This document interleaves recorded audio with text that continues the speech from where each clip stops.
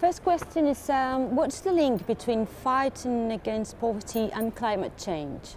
Well, I think it's very direct link because climate change influences the most poorest countries, most poorest people in a more stronger way. Let's take sub-Saharan Africa. It's a drought, so it's already now is a lacking of the water. Yields are low, and as a result, with climate change, yield will be even lower. But the birth rates are high, so the people will have, if they not be starving, then the hunger will be there permanent. If I see, for example, Pacific Islands, then a lot of them are in risk of disappearing.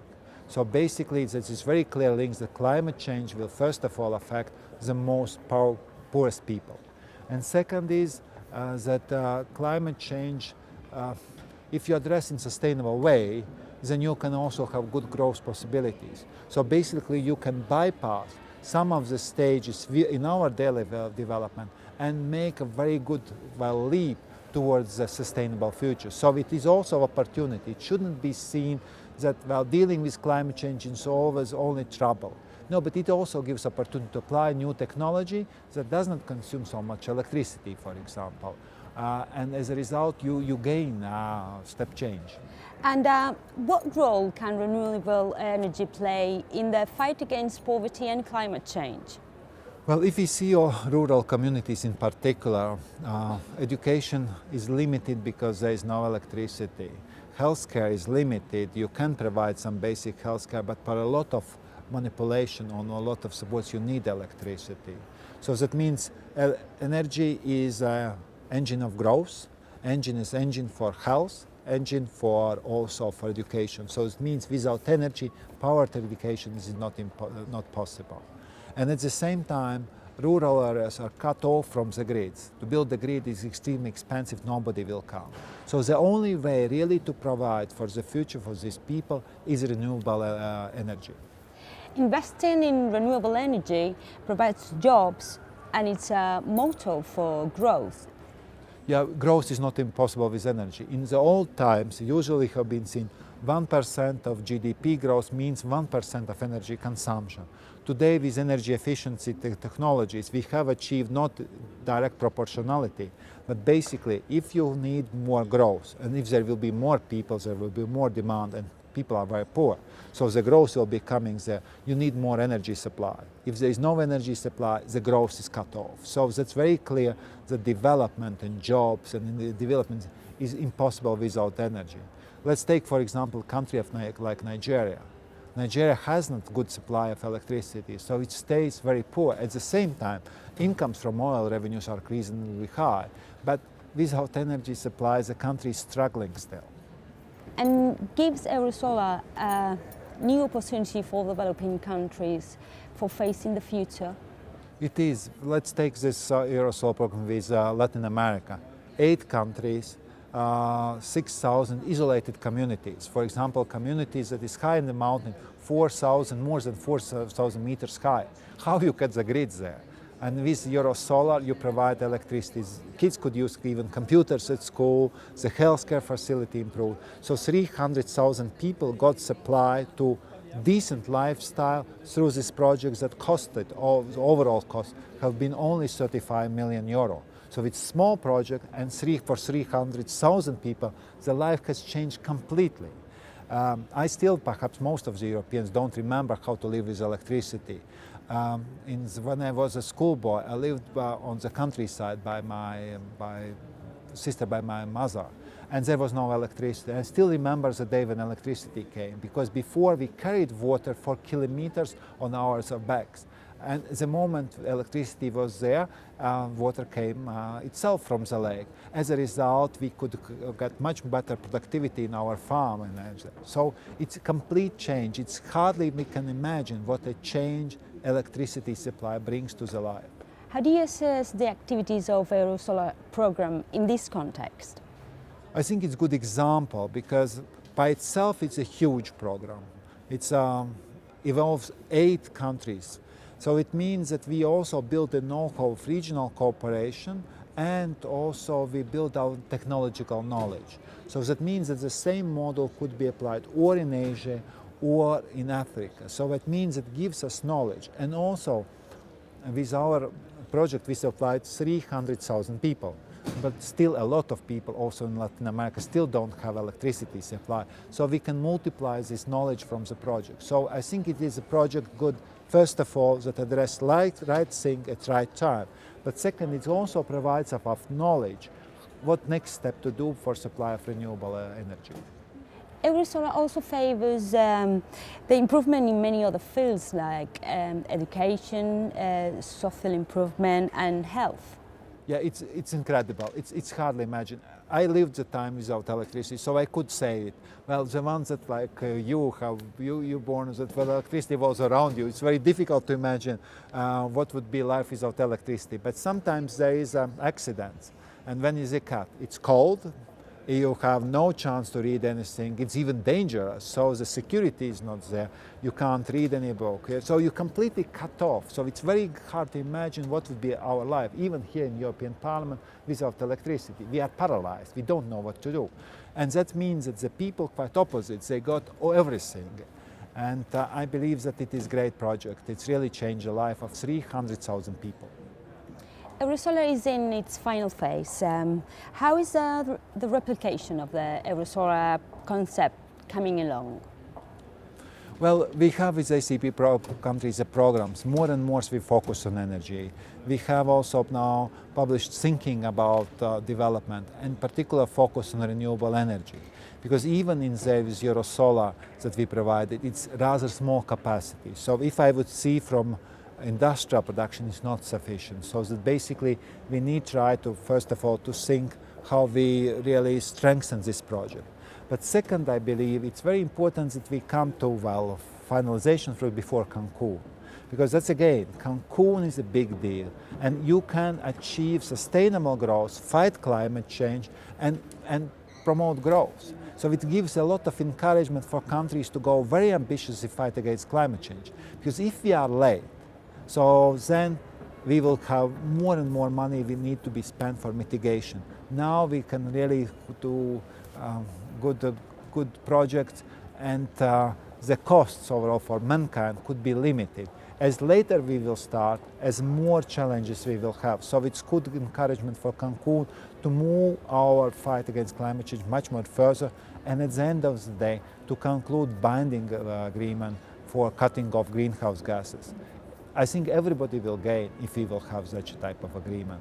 Who is fighting against? The ones that really have vested interest, that they believe, well, that oil supply is forever, gas supply is forever, and there will be no impact of climate change. And it is very short-term thinking.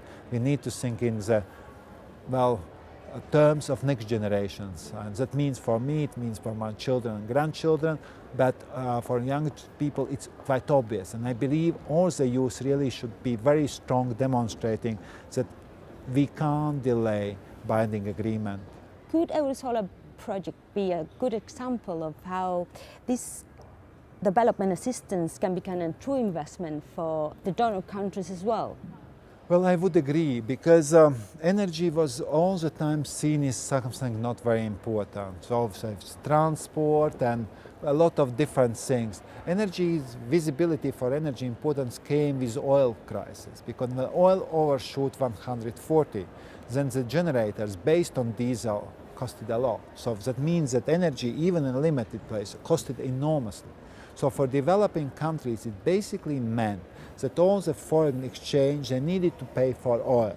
So today oil price is still very high, and they pay extremely high price for the oil or oil products. And it will never come down, so it will go only up. So I think the thinking evolved that energy supply is needed.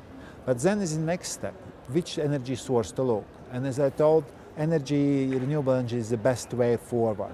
And we have in Europe developed solar technologies, wind technologies, also some biomass technologies that you can apply without too much risk. So I believe that the EU has a duty to deliver these technologies, and then, developing countries to use the technology and demand from us really to concentrate our development cooperation aid, in particular in the renewable energy sector. Could we consider this project as one of those tools with what the European Union can show the world what's its philosophy of sustainable development? I think we can, because it's not small. 300,000 people in 600 municipalities. Well, it's impressive, I would say, 8 countries. So it's impressive project. And well, the cost perhaps not astronomical, 35 million euros for overall EU aid of 50 billion. It definitely demonstrates that we can do much more if we really focus on renewable energy. So I think it's good trademark for EU, because I believe EU trademarks should be established.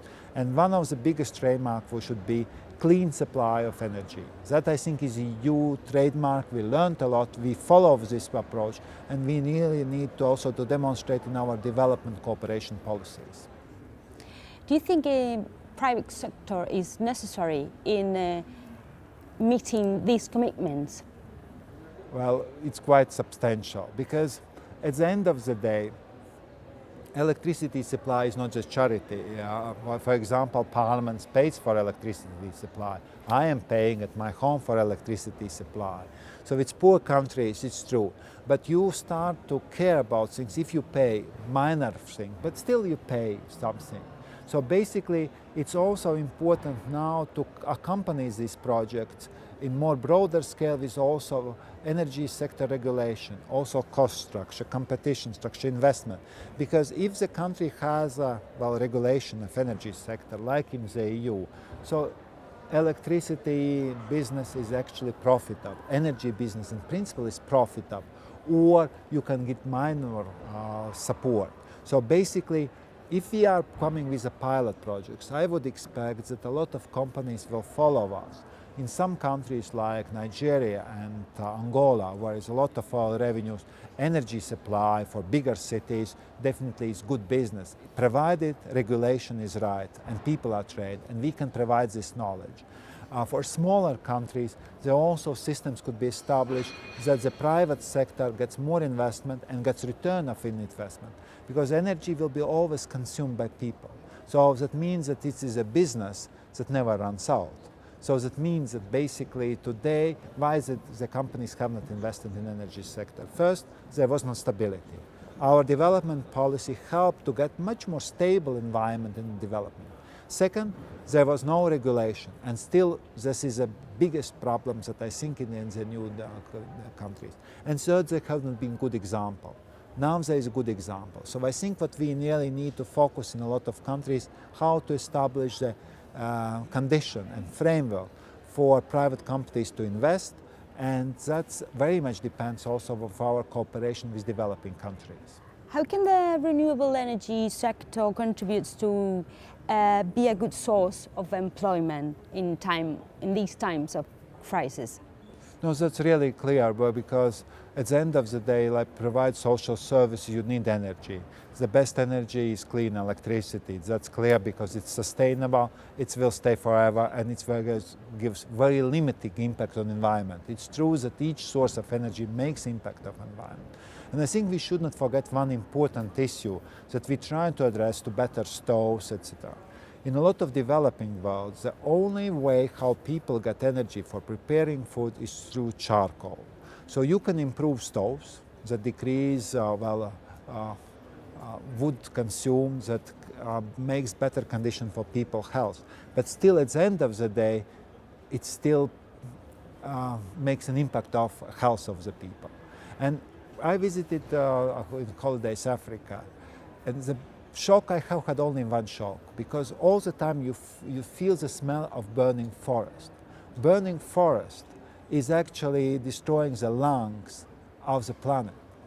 And we can't do anything to say people, well, you should not burn the forest, you should not make the charcoal. So I would say, well, I need to prepare food, I need to feed my kids, what you else to do? So that means that we also need to think from the protecting the forest is the best way is providing energy, clean energy. That's the only way basically we have if we would like that the forests do not disappear. In Europe have disappeared. We lived through the case, so the stories, well, of unsustainable development. If you go to a lot of places in Europe, there is no forest. Hundreds or 200 years ago, there have been still huge forests. What happened? We just used it for energy source. And if we don't provide step change in developing countries, there will be no forests. They will be unable to protect. So perhaps there will be some national parks protected, but they will not be able to protect because the number of people is multiplying, and each of them would like the source of energy. So that means that we have the last moment to act if we would like to protect the forest.